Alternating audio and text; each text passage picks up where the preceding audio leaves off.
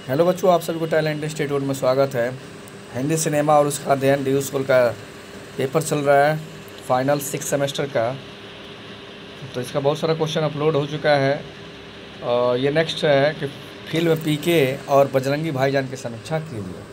ठीक है, समीक्षा के लिए एक मैंने और फिल्म का पहले अपलोड किया है, मुगले आजम। ठीक है ना, अब ये 2 फिल्म और है जिसके हम समीक्षा करेंगे। ठीक है, इस फिल्म में क्या है। फिल्म पीके एक एलियन दूसरे ग्रह के प्रणाली के द्वारा अपने घर वापस लौटने के लिए किए गए संघर्ष की कथा है। ठीक है, एक एलियन की कहानी है ये। पीके फिल्म का पात्र एक ऐसे ग्रह से पृथ्वी पर आया था जहां न तो कोई भाषा थी, न ही वहां के लोग अपने शरीर को ढकने के लिए वस्त्रों का प्रयोग करते थे। जहां से वो आया था ना एलियन, वहां पर ना भाषा था, ना ही शरीर पे कोई वस्त्र होता था। ठीक है ना, ऐसे नंगे रहता था ना। उस ग्रह पर लोग आपस में संकेतकों, आप लोग तो मूवी देखे होंगे ना, आप लोग देखिए कोई भी मूवी के लिए आएगा समीक्षा करने के लिए तो आप लोग उसका कहानी जो बनाए हैं, कौन कौन क्या उसमें किसका किसका किरदार है, इसको लिख दीजिएगा। ठीक है ना, तो ये समीक्षा हो जाएगा। तो वहाँ के लोग अपने शरीर को ढकने के लिए वस्त्रों का प्रयोग करते थे। उस ग्रह पर लोग आपस में संकेतों के माध्यम से अपने विचारों का आदान प्रदान करते थे, अर्थात वहाँ की भाषा सांकेतिक थी। वैसे देखा जाए तो मूवी क्या होती है, काल्पनिक होती है ना। कोई मूवी रियलिटी पर बनाया जाता है, कोई काल्पनिक पर बनाया जाता है। ठीक है ना। निर्देशक राजकुमार हिरानी जी ने पीके पात्र के माध्यम से कुछ बुराइयों को उजागर किया है। जैसे पीके जग्गू अनुष्का शर्मा से कहता है कि हमारे गोले पर झूठ ना ही बोलत है, दुनिया में झूठ बोलना आम बात हो गई है। ठीक है ना, इसी कारण जग्गू भी पीके आमिर खान के दूसरे ग्रह वाली बातें सुनकर उसका यकीन नहीं करती है। अब जब पीके को एलियन के रूप में दिखाना था तो उसके पास कोई शक्ति को भी दिखाना जाहिर सी बात थी। जैसा कि अन्य फिल्मों में दिखाते हैं कि दूसरे ग्रह से आए प्रणाली के पास कोई ना कोई शक्ति ज़रूर होती है। ठीक है ना, जैसे हम लोग देखे थे कोई मिल गया फिल्म। ठीक है ना, तो वहाँ पर भी एलियन को ही दिखाया गया है। एलियन आता है और ऋतिक रोशन को क्या करता है, जादू सिखाता है, मतलब उसको एनर्जी देता है, शक्ति देता है, और फिर वो अपना फिल्म में दिखाया। ठीक है ना, तो इसी टाइप का दिखाया जाता है। उसी प्रकार कह रहा है कि इस फिल्म में भी पीके के पास एक ऐसी शक्ति है जिसमें वह दूसरे मनुष्य के साथ हाथ पकड़कर उसके मस्तिष्क में क्या चल रहा है यह पता आसानी से लेता है। यही नहीं, एक वेश्या का हाथ पकड़कर पूरे 6 घंटे में वह उस वेश्या को पूरी भाषा अपने अंदर खींच लेता है। इत्तेफाक में से उस महिला की बोली भोजपुरी होती है। फिल्म में भोजपुरी का कमाल दर्शकों को खूब लुभाता है। पूरी फिल्म में आमिर खान भोजपुरी बोलते हुए दिखाई देते हैं। ठीक है, आप लोग देखे ही होंगे। फिल्म की शुरुआत से ही निर्देशक ने पृथ्वी और रहने वाले लोगों की बुराइयों दिखाना शुरू कर दिया, और ये पहली बुराई थी चोरी। पीके का पृथ्वी पर पहला कदम रखते ही उसका वो संकेतक उसके गोले से एक गांव के व्यक्ति द्वारा छीन कर दिखाकर निर्देशक जी ने मनुष्य की पहली बुराई का उजागर कर दिया। उसके गोले में पड़ा हुआ वो संकेतक जो उसके ग्रह में पृथ्वी पर उसके स्थान को संकेत करके बताता, तब उसका यान उसे वापस लेने के लिए पृथ्वी पर आता। संकेतक चोरी होने के बाद पीके पूरी फिल्म में उसी संकेतक को ढूंढता हुआ नजर आता है। ठीक उसी प्रकार जिस प्रकार कोई पक्षी अपनी बसेरा भूलकर इधर उधर घूमता रहता है। पृथ्वी पर आकर पीके को कैसी कैसी कठिनाई का सामना करना पड़ा, इसको निर्देशक साहब ने बड़े ही मनोरंजक ढंग से ठीक उसी प्रकार दिखाया जिस प्रकार जब बच्चा जन्म लेता है तो उसे पृथ्वी के बारे में कुछ नहीं पता होता है, और जैसे जैसे वो बड़ा होता रहता है अपने से बड़ों का अनुकरण करके वो सारी चीज़ें सीखता रहता है। ठीक वही स्थिति थी पीके की, जिसे पृथ्वी के बारे में कुछ नहीं पता था। दूसरे व्यक्तियों को देखकर उनका अनुकरण करके वह पृथ्वी पर मनुष्य की सारी चीज़ें सीखता रहता है। सभी लोग से अपने संकेतकों के बारे में पूछने पर उसे नकारात्मक ही उत्तर मिलता है। लोग उसे जो बता देते हैं वह वही करने लगता है। लोगों के द्वारा कहने पर तुम्हारे लिए भगवान ही कुछ कर सकता है, यही वाक्य बार बार सुनकर वह भगवान को ढूंढने लगता है। अब बच्चा तो एक परिवार में जन्म लेता है और परिवार से ही वह भगवान के बारे में जानता है। यहाँ पीके है जो कि पृथ्वी पर बड़ा होकर ही आया भगवान से मिलने के लिए, वह भगवान को ढूंढने के लिए पोस्टर भी छपवाता है जिस पर लिखा होता है लापता और नीचे होती है भगवान की तस्वीर। ठीक है, हिंदू मुस्लिम सिख ईसाई सभी धर्मों को भगवान से वह अपने उस संकेतक की मांग करता है जिससे वह अपने घर वापस जा सके। इसी प्रयास में वह सभी धर्मों के रीति रिवाज का अनुसरण करता है और भगवान से प्रार्थना करता है। ये सब करने के बाद भी उसका संकेतक उसके हाथ नहीं लगता तो वह सोचता कि शायद उसकी बात शायद भगवान तक नहीं पहुंच रही है। एक कार्यक्रम के दौरान पीके अपना संकेतक तपस्वी बाबा के पास देखकर दौड़कर उसे पाने की कोशिश करता है, लेकिन उसके संकेतक को भगवान शंकर के डमरू से टूटा हुआ मनका बताकर उसे सुरक्षा कर्मियों के द्वारा बाहर निकाल दिया जाता है। ठीक है ना, ये सब जानकर जग्गू पीके के द्वारा तपस्वी बाबा के ढोंगों को पर्दाफाश करने का विचार बनाती है। पीके का साथ लेकर जग्गू ने आम नागरिकों को जागरूक किया, जिससे लोग तपस्वी बाबा के द्वारा बताई गई गलत बातों का प्रतिकार करने लगे। जो जग्गू और उसकी न्यूज़ रिपोर्टर टीम का मकसद था उसमें उन्हें कामयाबी मिलने का आसार लगने लगे। पीके का साथ लेकर जग्गू की टीम ने अंत में ढोंगी बाबा तपस्वी बाबा के ढोंग का भरा घड़ा फोड़ दिया, जो वर्तमान में चल रही गतिविधियों पर भी कटाक्ष करता है। अंत में पीके ने जग्गू को उस लड़के से भी मिलवाया जिससे वह और वो लड़का सरफराज बेइंतहा मोहब्बत किया करते थे, लेकिन तपस्वी बाबा की भविष्यवाणी जग्गू के दिमाग में बैठ जाने के कारण जग्गू गलतफहमी का शिकार हो जाती है। ये सस्पेंस निर्देशक द्वारा अंत में खोलने की वजह से दर्शकों में रोमांच पैदा हो गया और पिक्चर हॉल तालियां की गड़गड़ाहट में से गूंज उठाता है। कहानीकार और निर्देशक साहब दोनों ने इस फिल्म की रचना करके बेशक समाज में परिवर्तन लाने का प्रयास किया है। अंत के दृश्य में यह भी दिखाया कि पीके जब अपने ग्रह को वापस लौट रहा होता है तो जग्गू ने बिछड़ने के गम में उसकी आंखों में आंसू होता है। आखिरकार पीके का जग्गू से प्यार होना भी दिखाना था, नहीं तो मुख्य भूमिका में आमिर खान और अनुष्का अधूरे से जान पड़ते।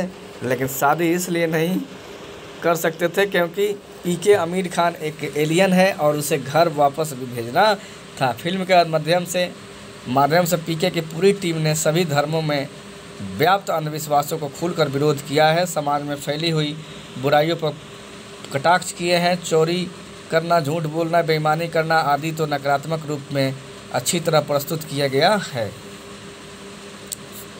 अभी मैंने देखा था कि एक उत्तराखंड में धाम है। उत्तराखंड में कहाँ पे है, जहाँ पे 15 मिनट पूजा के लिए या 1 घंटे के लिए, आधा घंटे के लिए जो वहाँ पे पैसा लिया जाता है।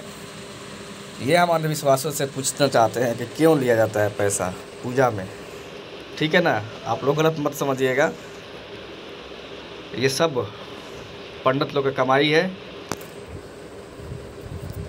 और ये नहीं होना चाहिए, ये गलत बात है। पैसा लेना, पैसा लेकर के पूजा करना, ये गलत बात है। भगवान तो मांगते नहीं है पैसा आपसे।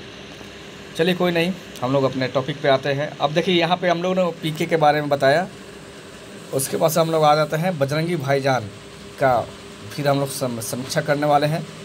तो बजरंगी भाईजान बड़े सहज तरीके से भारतीय और पाकिस्तानी समाज में सालों से जमी गलतफहमी की काई को खुरच देती है। ठीक है ना, बजरंगी भाईजान जो ऐसी फिल्म है तो पाकिस्तानी समाज और हमारे जो इंडियन समाज में है खुरच देती है। पॉपुलर कल्चर में इससे अधिक की उम्मीद करना उचित नहीं है। सिनेमा समाज को प्रभावित जरूर करता है, लेकिन दुष्प्रभाव ही ज़्यादा दिखते हैं, सदप्रभाव होता है। तो बजरंगी भाईजान का स्पष्ट संदेश है कि दोनों देशों के जनता नेक दिल और मानवीय है। ठीक है ना। पवन कुमार चतुर्वेदी और बजरंगी मध्यवर्गीय हिंदू परिवार में पाला भोंदू किस्म का लड़का है।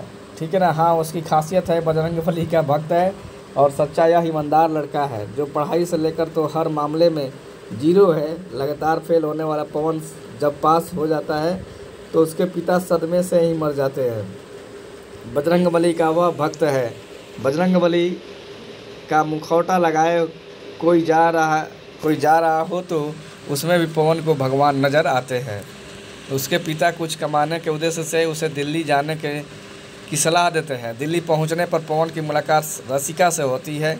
दोनों के बीच स्वाभाविक प्रेम होता है। इस बीच एक गूंगी बच्ची भी उसके जीवन में आ जाती है। भटकी लड़की को उसके माँ बाप से मिलाने की कोशिश में बजरंगी गहरे फंसता जाता है। कहानी के आगे बढ़ती है, कहानी आगे बढ़ती है और पता चलता है कि बच्ची तो पाकिस्तान की है। ठीक है, आप लोगों ने देखा ही होगा, बहुत मज़ेदार कहानी था।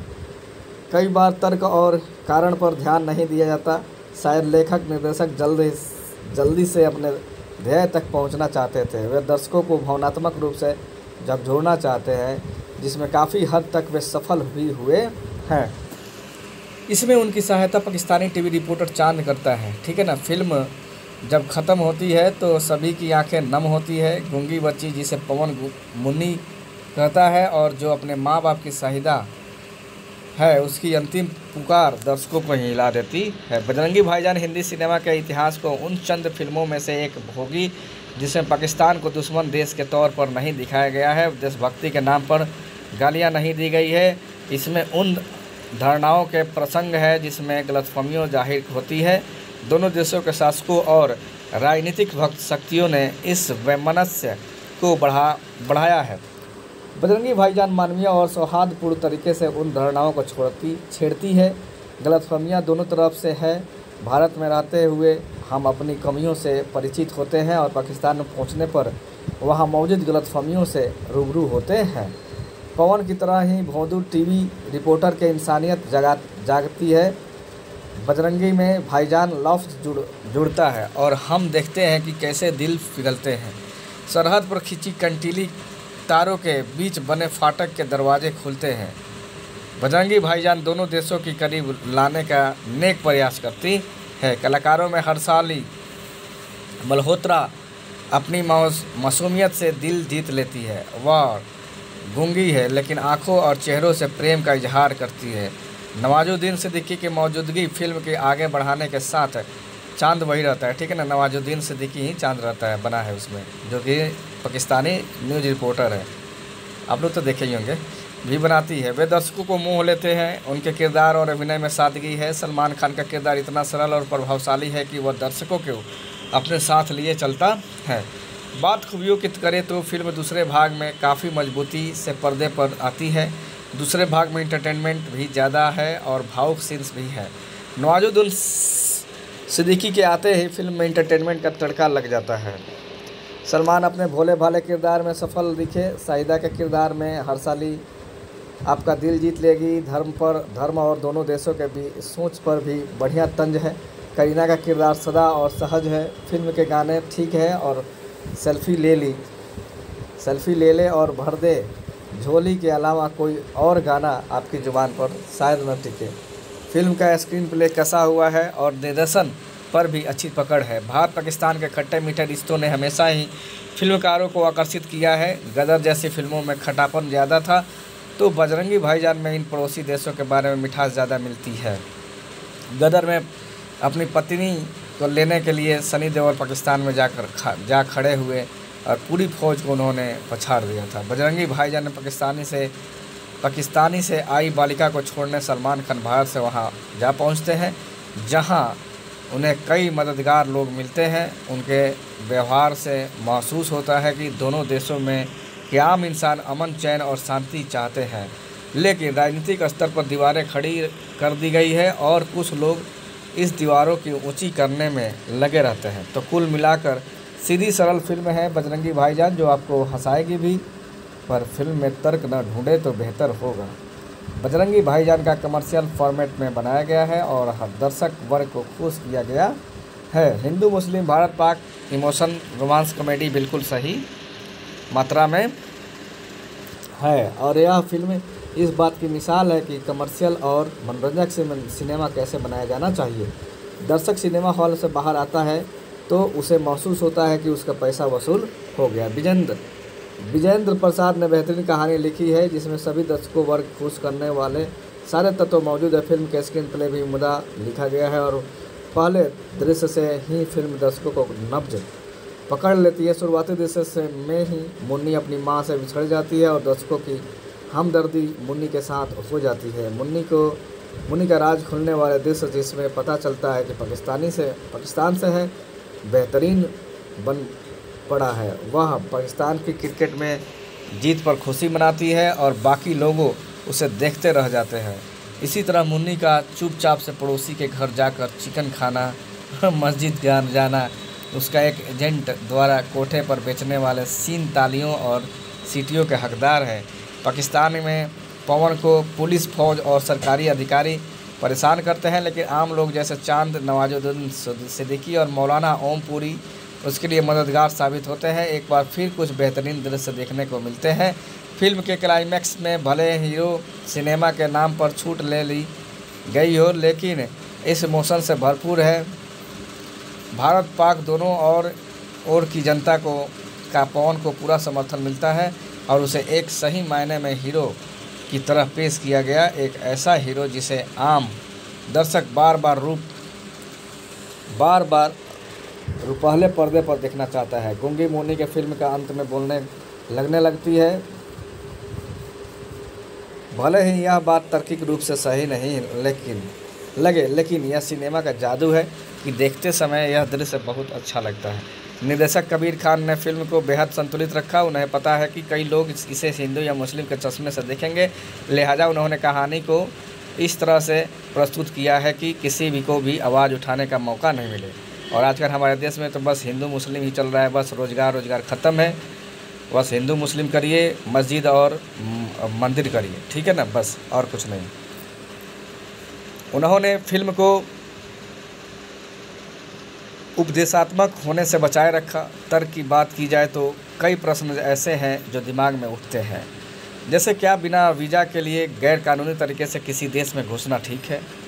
सीमा पार करते ही पवन को पाकिस्तानी फ़ौज पकड़ लेती है और फिर से छोड़ देते हैं, क्यों? मुन्नी की माँ अपनी बेटी के ढूंढने की कोशिश क्यों नहीं करती है? अव्वल तो ये कि फिल्म में इमोशन और मनोरंजन को बहाव इतना ज़्यादा है कि आप इस तरह के सवालों को इग्नोर कर देते हैं। वही इशारों में हम तो पूछते हैं भाई, हम तो सवाल किए थे, हम लोग तो सोचे कि भाई उसकी मम्मी क्यों नहीं कभी आई पहले, है ना, बाद में एकदम आती है जब पवन जाते हैं, जब सलमान खान जाते हैं पाकिस्तान। तो देखिए भाई, इनके जवाब भी मिलते हैं। पाकिस्तानी फ़ौज सोचते हैं कि इस आदमी की स्थिति इतनी विकट है कि कानूनी रूप से वे चाहे तो कभी भी मदद नहीं कर सकते, लेकिन इंसानियत के नाते तो कर ही सकते हैं। धर्म और कानून से भी बढ़कर इंसानियत होती है। शायद इसलिए अंत में पाकिस्तानी सैनिक पवन को रोकते नहीं हैं और बॉर्डर पार कर भारत जाने देते हैं। सलमान खान की मासूमियत जो पिछले कुछ वर्षों से खो गई थी, वो इस फिल्म से लौट आई है। उन्होंने अपने किरदार को बिल्कुल ठीक पकड़ा है और उसे ठीक से पेश किया है। वे एक ऐसे हीरो लगे हैं जिसके पास हर समस्या का हल है। हर्षाली मल्होत्रा इस फिल्म की जान है। उसकी भोली मुस्कुराहट, मासूमियत, खूबसूरती कमाल की है। हर्षाली ने इतना अच्छा अभिनय किया है कि सभी पर भारी पड़ी है। उसके भोलेपन से एक पाकिस्तान का घोर विरोधी किरदार जो कहता है कि यह उस देश की है जो हमारे लोगों को मारते हैं, भी प्रभावित हो जाता है।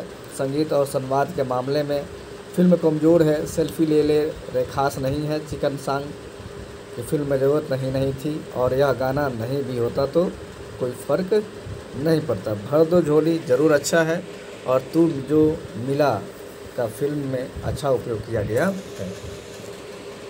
बजरंगी भाई की जान की सच्चाई और मुन्नी की मासूमियत दिल को छूती है। बजरंगी भाईजान की शुरुआत कश्मीर की बर्फीली वादियों से होती है। वही 2 घंटे 43 मिनट के बाद वह बर्फ़ आँखों की कोर में पिघलती महसूस होती है। बीते 6 वर्षों में यह पहला मौका है जब सलमान की फिल्मों ने मनोरंजन करने के साथ ही दर्शकों, खासकर उसके फैंस को रुलाया है। यूँ तो भावुकता का पाठ कीक में भी पढ़ाया गया था, लेकिन तब डेविल को हैंगओवर ज़्यादा था। यह फिल्म 2009 के बाद से सलमान खान और उनकी फिल्म को लेकर बने तमाम पूर्वाग्रहों को तोड़ती है।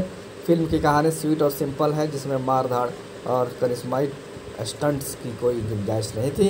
यह अच्छा है कि न तो कबीर खान और न ही सलमान ने ऐसा कोई रिस्क उठाया।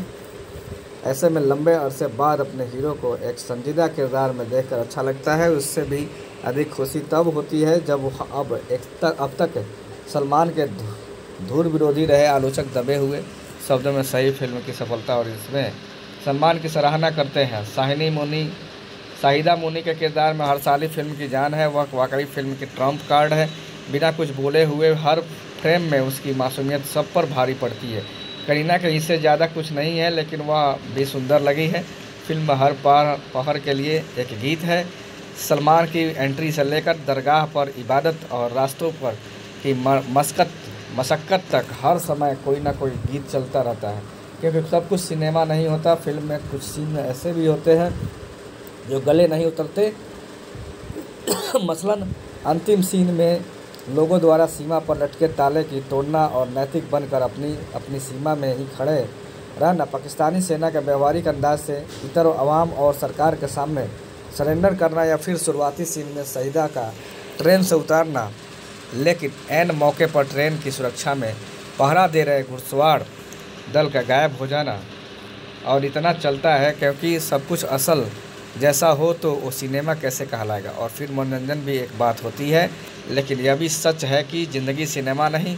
यह फिल्म पाकिस्तान में भी रिलीज़ हुई है, सरहद से लेकर यह फिल्म पाकिस्तान में भी रिलीज़ हुई है, ठीक है ना। सरहद से लेकर सियासत तक पाकिस्तान की सेना और सरकार से कोई उम्मीद पालन अब बेमानी सा हो गया है। ऐसे में उम्मीद यह है कि कम से कम सरहद पार हमारे भाइयों को भी बजरंगी भाईजान भावनात्मक डोर में बांधेगी, और वो भी शाहिदा पवन कुमार चतुर्वेदी और चांद मोहम्मद के बहाने पल रहे सियासी तनाबाना से इत्तेफाक रखेंगे, क्योंकि दोनों मुल्कों के रिश्तों में कभी तो सुबह आएगी।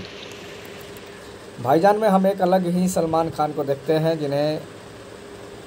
जिन्हें इससे पहले हमने स्क्रीन पर नहीं देखा है। यहाँ उसकी चाल में वो अकड़ नहीं है, ना उनकी सिग्नेचर पंचलाइन है, और ना ही वो एक बार भी अपनी शर्ट फाड़ते हैं। अपनी larger than life action hero का छवि को अलविदा कहते हुए इस सरहद पार कहानी से सलमान खान शांति और अमन की छवि पेश करते हैं, जिसका नतीजा ये है कि पिछले कुछ सालों में ये सलमान खान की शायद सबसे तक एक फिल्म है। ठीक है बच्चों, तो यहीं तक हम लोग समीक्षा किए 2 फिल्मों का, ठीक है ना।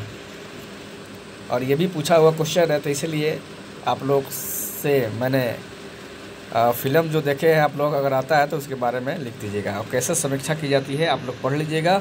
और कोई भी फिल्म के बारे में पूछता है जो कि आप थोड़ा मोड़ा जानते हैं तो आप लोग लिख सकते हैं, ठीक है बच्चों। तो चलिए आप लोग लिखिए, और हाँ, आप लोग को अगर अच्छा लगता है और आप लोग को हेल्प होता है हमारे चैनल से तो ज़रूर चैनल को सब्सक्राइब कर लीजिएगा आप आगे के हेल्प के लिए, और वीडियो को शेयर कर दीजिएगा अपने दोस्तों में जो अभी तक जानते नहीं हैं। ओके बच्चों, चलिए, okay, thank you so much.